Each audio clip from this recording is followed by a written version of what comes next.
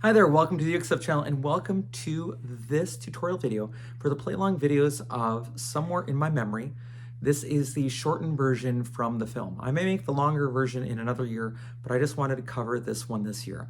So what we're going to do in this video is look at the chords you need for soprano, concert or tenor, GCEA ukulele, and then we'll look at the chords you need for baritone, DGBE ukulele, and then we'll talk about actually some picking. Yes, you can strum. We'll talk about some picking with this song. Now, if you want to, you can jump ahead to parts of this video that matter to you because there are chapters. And if you like the chords you see here, you can actually download those as a chord chart or tabs at ukestuff.info. Ukestuff is a collaborator with this channel. So let's begin with the chords needed for GCEA soprano, concert, or tenor ukulele. I'll be using this instrument. This is my Enya Nova concert ukulele with a neck illusion sticker on the soundboard. Love it. And let's take a look. There are 4 chords and only 4 chords in this shortened version. You have the D chord. Now, just as a hint, I play the D chord with my first finger at the top of the 3rd string 2nd fret and my other 2 fingers around it. You can play D a number of other ways. You can play it fingers 1, 2, and 3 in a row. You can play it 2, 3, and 4 in a row. You can play it with just 2 fingers. You can play it with just 1 finger. You can do all those. Just don't play it with your thumb. But here is one of the reasons why I like to play the D this way, because our next chord is the F sharp minor chord. How am I going to do that? First finger goes to the 3rd string 1st fret, other 2 fingers just go down. It makes an upside down V, sort of like the G7, except up a string. So instead of being a G7 on strings 1, 2, and 3, you now have that G7 on strings 4, 3, and 2. Now, if you take a look, what happens if I have my D and I'm playing it like the G7, all within that 2nd fret, all I've got to do is slide my first finger down and I've got the F sharp minor. So that's one of the reasons why I like playing the D chord that way, as well as it just works better with my size large men hands when I'm playing the D chord. The next chord is the G chord, which again for a beginner is very, very difficult, but if you've been playing for a while, it's the 2nd most used chord. I've done research, I track all the chords that are used in these play-alongs, and C is the #1 chord that's used by far in the play-alongs, and some of that is modification for ukulele, some of that is just plain fact. It's also been true at the Ukulele Hunt website. He's tracked the chords, and the G chord is also the 2nd most commonly used chord on his site as well. So you've got the G chord and then an A7. And those are the 4 chords you need for Somewhere in My Memory from the motion picture Home Alone on GCEA soprano, concert, or tenor ukulele. Now let's take a look at baritone. On baritone, I'll be using this instrument. This is my mainland baritone, has a solid cedar top, rosewood back and side. The first chord is the D chord. Then we have an F sharp minor chord. You're going to want to reach across all 4 strings with your first finger right above the middle 2nd fret. Then, holding your ukulele securely, pull against the fretboard.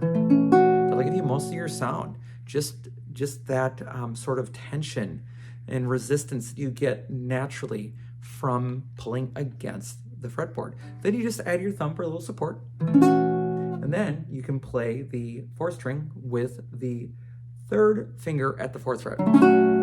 That's your F sharp minor chord. And you've got a G chord. Then barring again, that 2nd fret. We're going to move to the A7 chord. So instead of playing the F sharp minor, we're going to then with the 2nd finger play the 1st string 3rd fret. And that's the A7 chord.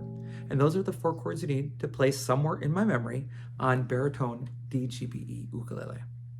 All right, let's talk strumming now. First and foremost, there is no right answer. There was no strumming in the original version of this song. So to make things easy, I hear a picking pattern. It seems to fit well with the song. Can you strum? Yes, because there is no right answer. So no matter what you do, it's right as long as it's with the tempo and it fits. But here's what I do. And I use this from ukulele Mike Lynch, who was one of the early pioneers on YouTube, making arrangements and resources for people, selling them himself. His videos are still out there. But one of the things he taught that I learned was you pick by picking strings 4, which is closest to you, 2, and 1. And you pick generally underneath the fretboard. Where you strum up here, you pick down here. And then I pick the third string with my thumb and I just rotate.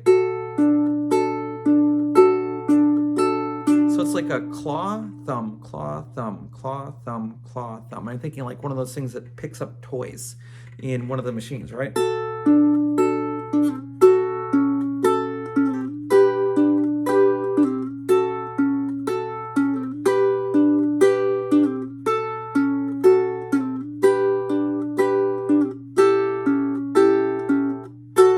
Make sense? So it's just 4 2 1 3 4 2 1 3 4 2 1 3 4 2 1 3, and I think that'll work really well. Now, what if you strum it?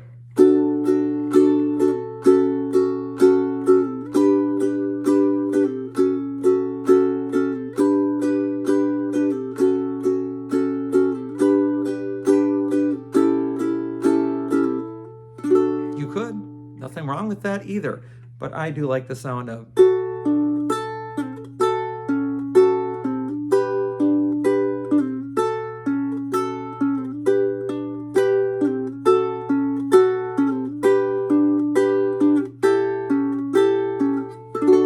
Yeah, so that's kind of where I would go with it.